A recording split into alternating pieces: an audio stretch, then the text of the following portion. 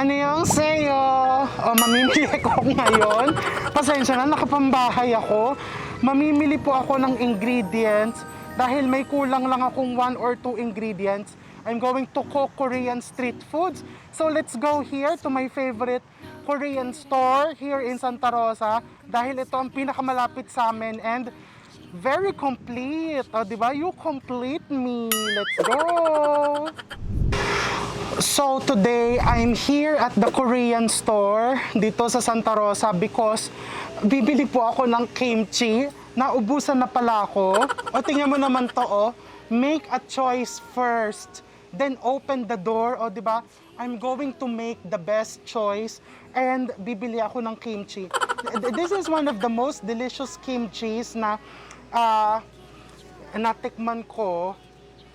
And di ba palagi nauubos to? Dito ngayon ay may stock because tomorrow I'm going to cook Korean street foods and naubusan ako ng kimchi sa ref.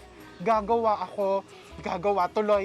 Bumili na lang po ako, no? Ganun na 'yon. And halika mag-tour tayo dito. Tignan natin kung ano pa ang kailangan ko to. Ayan. One of the essentials. Walang mas maliit na ganito. Pero nakakatuwa tong laki, no? Ang laki niya. Di ba? So, doon tayo sa mas maliit. And ito, buy one take one. Buy one take one, di ba? Buy one take one kasi maganda lagi yung make a partner. Let's get that. I love going to Korean stores kasi they have a great selection of fresh produce. Ito makikita mo, from mushrooms, to tofu, to vegetables, meron sila. And ang isa pang lagi kong dinadayo dito is the frozen clams, no? Tingnan natin kung meron sila today. Ate, meron ba nung frozen clams? Yung clams, wala, naubos na. Yon. Pag meron, bumili ka palagi. You can use that for your pasta. Masarap siyang gamitin for the pasta. And ito ang isang favorite space ko dito is ito yung sinasabi ko, oh. 'Di ba?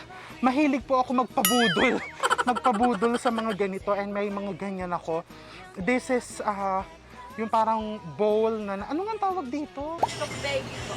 Tokbegi. Hindi ko ma-pronounce, ipapatype ko na lang sa screen. 'Di ba dito nagluluto ng bibimbap? No? So, it's a very nice tool and if kung gusto mo mag-hot pot, gusto mo mag-samgyupsal, kumpleto, nandito na ang lahat. And of course, yung soju, di ba, meron din soju. Ayan, pero today, ito lang po ang bibilhin ko. Ayaw ko magpabudol. Ano pa ba mga budol finds dito? Ay, yung maliit na ganon, ate. Yung gochujang. Ubus na daw yung maliit. So, bilhin natin tong malaki. Pinaka-best seller daw to, di ba? Tingnan mo naman, nakakatuwa siya. Ang cute-cute nung lalagyan. Yan. So, let's pay! So now, let's cook the Korean-style fried chicken na talaga naman every time nakikita ko sa mga palabas, sa Korean novela, parang gusto kong bumaba dito kahit madaling araw at magluto. This is called the dakgangjong. Dak is chicken in Korea and gangjong is a Korean confectionery daw, a sweet. So basically, yung fried chicken mo, crispy fried chicken, you deep fry it and then you coat it with a sweet and spicy sauce. So, dakgangjong, ang bongga, di ba? Ang social pakinggan. So first, I have here 1 kilo of chicken breast fillet, no, that we've cut into cubes. You can also use chicken thigh fillet, walang problema yon. And then I'm going to prepare here the batter.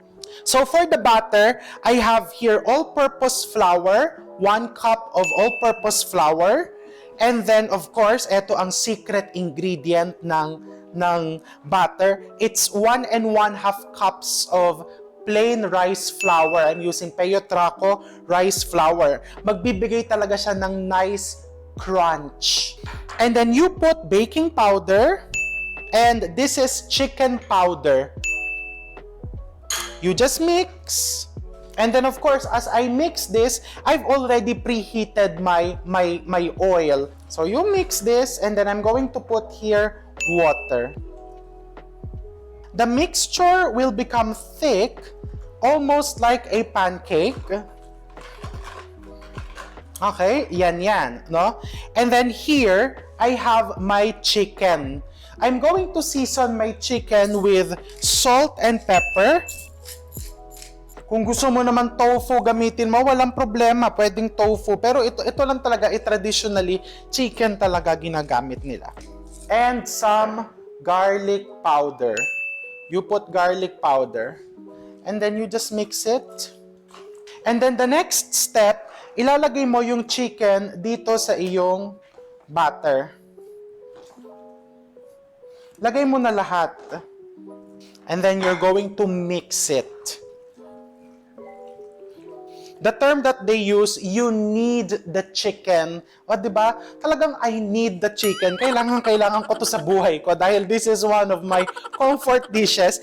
But this is need. Mamasahin mo yung chicken together with the batter para daw talagang manuot, no? Mas masarap actually if you're going to use chicken thigh fillet na may konting skin. Mas moist yung chicken and mas crunchy because of the chicken skin.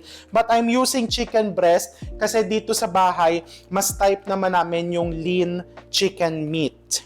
Okay, that's it.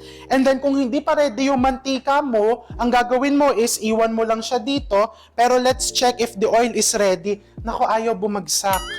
O, konti pa, oh. Ready na ba? O, ready na! Sa Korea po, naka-gloves sila. Yung makapal na gloves, yung parang pagka naghuhugas ka ng pinggan.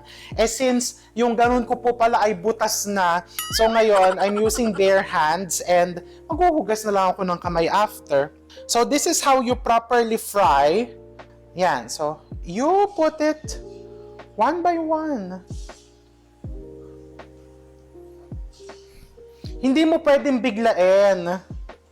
Kasi pag binigla mo yan, what's going to happen is, lalamig yung mantika mo. So talagang gradual ang paglalagay.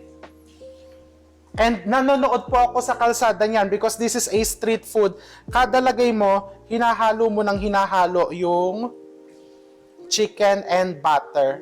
And of course, wag mo naman pupunuin yung kaserola mo. Okay, there. So, I'm going to rinse my hands. Let's check. O, di ba? O. Now, you deep fry it until very crisp. If it is for business, what you can do is, pwede ka nang mag-deep fry ng marami, and then kapag ka nandyan na yung order, i-double fry mo na lang, which means, i-deep fry mo siya ngayon to fully cook the meat or the protein. And then, once you're ready to serve it, i-deep fry mo ulit in a very, very hot oil, no? That will give you a very crunchy fried chicken. Tingnan mo naman yung butter niyan. O, ang ganda.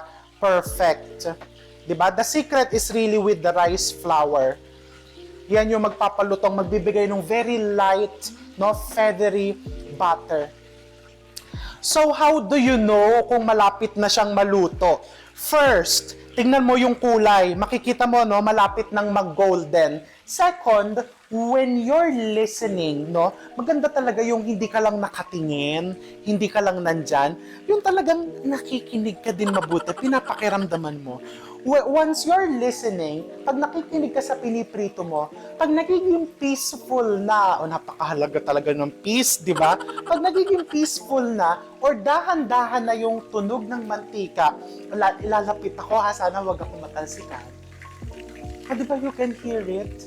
Kumbaga sa concert, parang nandito na yung romantic, di ba? Yung medyo tahimik na. So, malapit na yan. Ganun po ang ibig sabihin nun. Because when you're deep frying, pag nagiging peaceful na siya, yung moisture is nauubos na. No? Kaya yung mantika, nagiging peaceful na yung tunog. Calm. See? Ayan, malapit na yan. And of course, you will see the color, naggo-golden brown.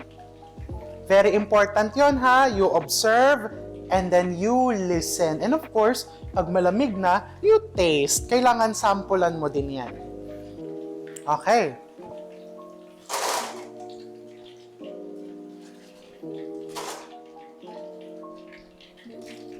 That's it. And then let's continue deep frying this. Eh, syempre, hindi naman ako papayag na chicken lang. So now, let's make another Korean specialty. This is pajeon or the pancakes. So gawin nating sosyal, may seafood, yung ating scallion pancakes ngayon. So I'm going to start by preparing the batter. You will be needing all-purpose flour, and of course, rice flour again, Peyotraco rice flour. Baka lang po malilito kayo, we are using plain rice flour, not the glutinous rice flour. Ulitin ko po ha, plain rice flour, not glutinous. Baking powder, fresh milk, water, lahat lang po. Parang gumagawa ka lang ng ordinary pancakes mo. Eggs, but this one, of course, may mga oriental flavoring, salt and pepper. Pero ang nilalagay ko is yung Korean chili pepper flakes. Ito, para talagang, alam mo yon, may spice, salt. Para pagkaluto ng fried chicken, ito naman ang isa lang natin. Yung mix, talagang medyo malabnaw po yan. Ito yung kung sa atin, ang pinagmamalaki natin is okoy. O di ba parang ito yung kanilang version ng okoy.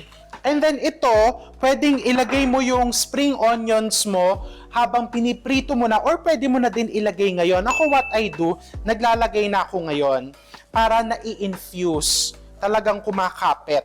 O kung halimbawa naman, ang bisita mo is mamayang gabi pa, di ba? Eh, di ilagay mo na din ngayon, pasok mo lang sa ref. Pwedeng mas maliit din yung chop mo ng scallions kung gusto mo. Sa Korea naman, meron ka talagang makakainan yung buong ganon, ang hahaba. And then, syempre, dahil tayo ay bongga, maglagay tayo ng shrimps. O, maliliit po yung shrimps na nilalagay ko ngayon para mabilis lang maluto. Alam ko, for the past videos that we've shown you, puro sugpo. O diba? Kasi meron po kaming farm ng sugpo. Char lang po yon. So ngayon, maliit naman ang ginagamit natin. Lagay na natin lahat. Okay? So this is ready. Hihintayin na lang nating matapos tong ating chicken. Silipin nga natin yung chicken kung ano na ang sitwasyon. O pakinggan. May peace na ba? Or kalmado na ba? 'Di ba? Pag kalmado na, o 'di ba parang life lang. Pag kalmado na, tsaka ka lang sumugod diyan, o 'di ba? Para talagang may peace. Pag medyo maingay pa, hindi mo pa kontrolado ang sitwasyon, hayaan mo lang. Let it go. Balikan mo pagka may calm na. Konti pa. Konti na lang. Mas matagal po ito kasi medyo mas napuno ko yung aking prituhan. So habang hinihintay natin yan, why don't we prepare the sauce? So this is the sauce for the seafood pancake. Napakasimple. So first, you will be needing soy sauce. Lagay mo lang dyan, soy sauce. And this is sugar, white vinegar, water pala to. Ito palang white vinegar. Nalito na po ako. White vinegar, water. This is chopped onions, minced garlic, and this is chopped chilies, red chilies. Siling labuyo lang. And then of course, to give it some twist, or nakita ko talaga in Korea, naglalagay sila nito. Lagyan mo ng toasted sesame seeds.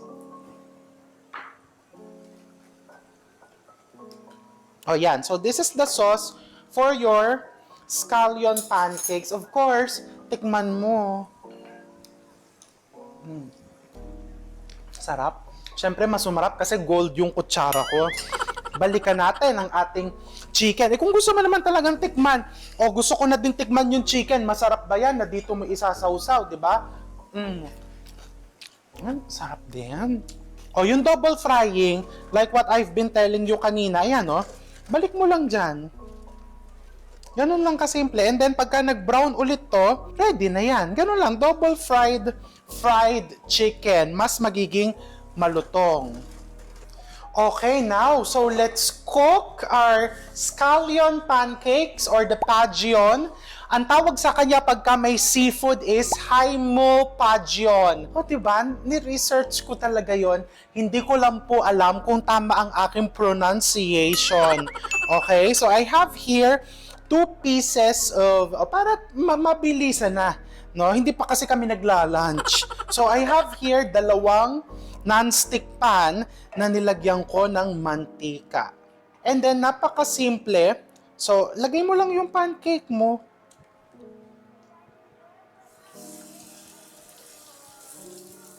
O, diba? Ganyan lang. And you can shake. Pwede mo nang sundan yung laki ng pan. Kung ganong kalaki yung pan mo, siguraduhin mong hanggang dulo na lagyan mo. And then, to make it really crisp, no, ilagay mo sa highest flame.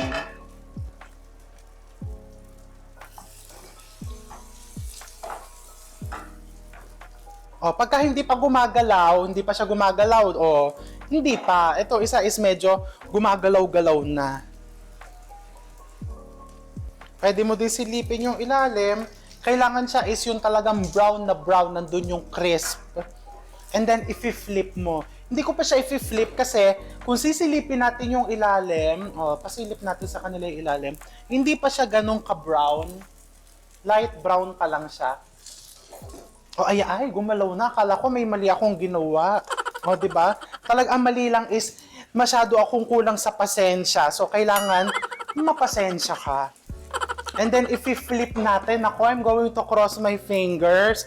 Baka pagka nasira ito pag finlip ko, pagtawanan nyo ako. Oh, di ba? Nagdasal po ako. Sabi ko sana wag masira kasi baka husgahan ako ng mga netizens. Oh, so yan, sasabihin ko sa inyo ha. Nag-practice po kami ng paulit-ulit. Hindi po yan nangyari na lang basta-basta. Okay, more oil.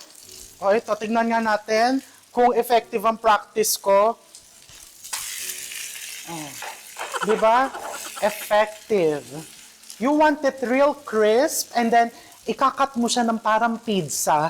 Isasawsaw mo dun sa dipping sauce mo. Ay nako, ang sarap. Pag kinain po nila yan in Korea, ganyan lang as it is. Pero syempre ako gusto ko may kanin. O now, the other side naman, gusto mo naman na mag-brown din yung kabilang side. Okay, once it's done, ayan, ganyan mo lang.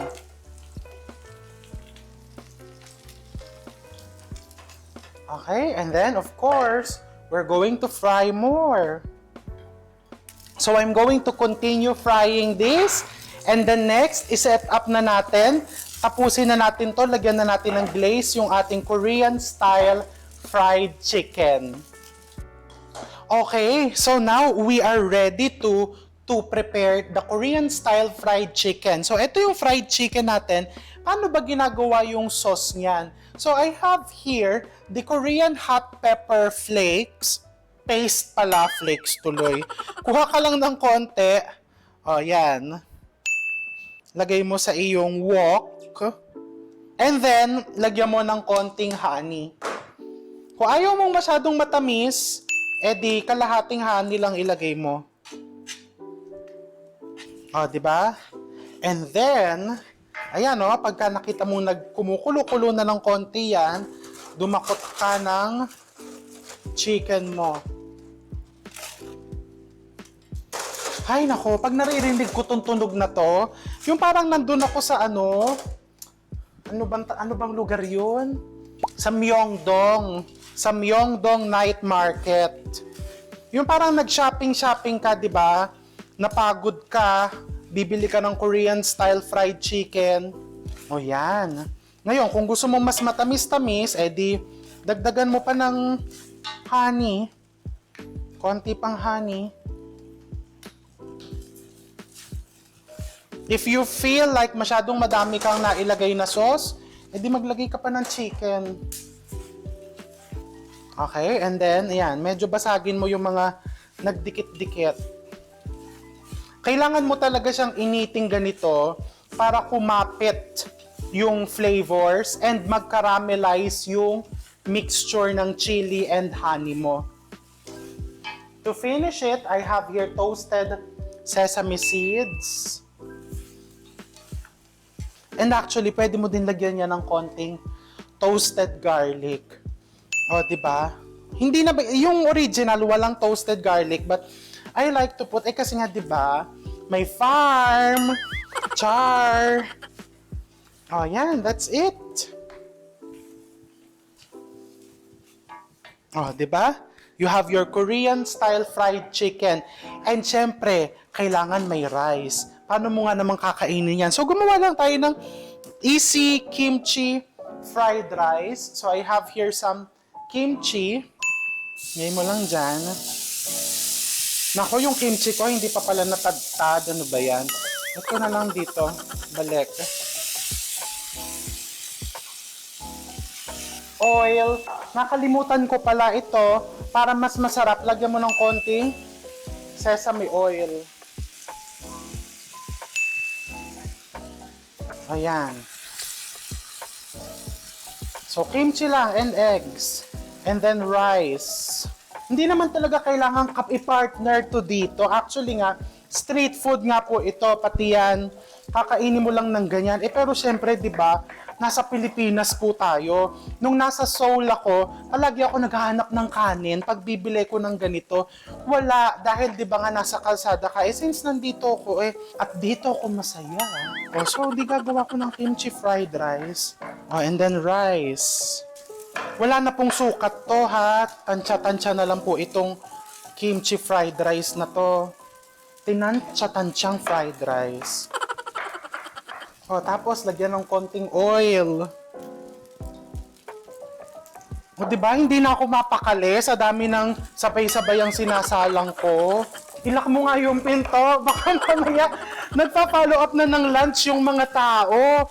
Now, medyo matabang po yan. Aaminin ko na. So, lagyan natin ng konting Japanese soy sauce. Wala kang Japanese soy sauce, di ordinary na soy sauce ang ilagay mo kung anong meron ka dyan sa bahay. But you don't want this very flavorful because anyway, ipapartner mo naman yan dito sa iyong chicken. And konting garlic. May farm. Pero titikman ko muna. And sesame oil. Tikman ulit.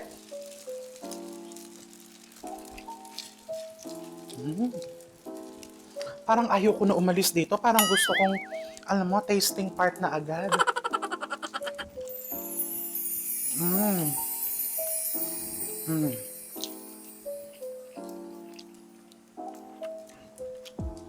Teka muna. Hihiwain ko muna to.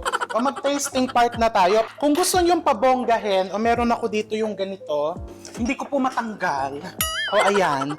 Hindi ko po alam kung anong, alam ko yung tawag dito, nakalimutan ko, pero takot ako magkamali. So, ipapalagay ko na lang sa screen. May takip po yan, kaso yung takip nandun pa sa dulo. So, ito is heat proof. Pwede mo siyang painitan dyan. Pwede mo dito iserve yung kimchi fried rice mo, but originally, this is for bibimbap, no? So, kung gusto mo lang, alam mo yon, gusto mo magpabongga ng konti, dito mo ilagay. Pero syempre ako, hindi na ako magpapabongga. Tiki man na. Appetizer first. Ito yung pancake. 'Di ba? Baka sabihin nyo, chef, dining etiquette, sa sangkalan ka na kumain. Lagyan mo ng konting sauce. Dahil talagang sumusunod ako sa dining etiquette. Chopstick. At syempre, meron ako ditong mga, nasa kaloob-looban. Eto na lang, bowl. Tama na nga to kasi lalamig na yung pancake. You eat.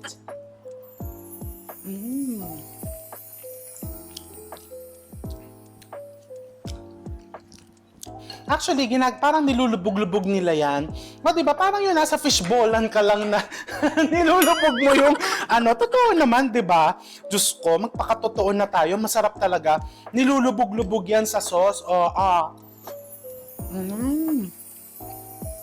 And kahit appetizer yan, penging rice. Lagay ka ng rice. Bumalik tayo dito sa sangkalan.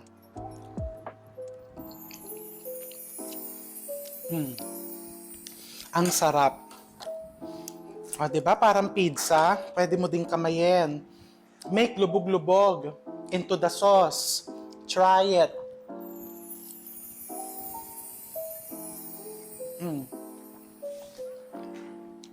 It's so good.